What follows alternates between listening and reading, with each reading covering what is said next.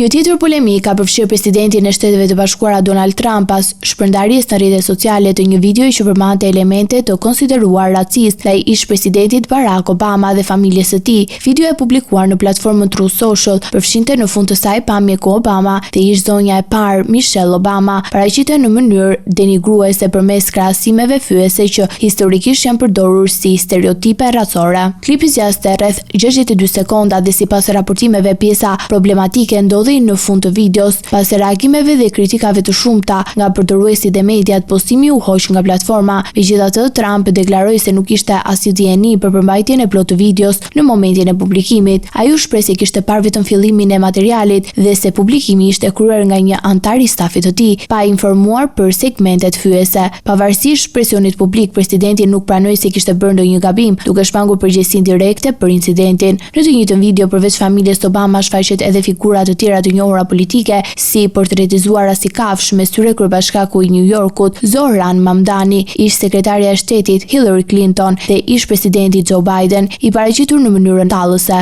Materiali dyshohet se ishte marrë nga një postim i mëparshëm në rrjetin X dhe më pas ishte ripublikuar. Deri tani familja Obama nuk ka reaguar zyrtarisht për këtë çështje. Sipas mediave amerikane, videoi ishte një nga shumë postime të bëra gjatë orëve të vona të natës së llogarinë e Trump, duke rindezur debate mbi gjuhën dhe përmbajtjen që qarkullon në platformën sociale, si dhe ndërgjegjësinë e figurave publike për mesazhin që shpërndajnë.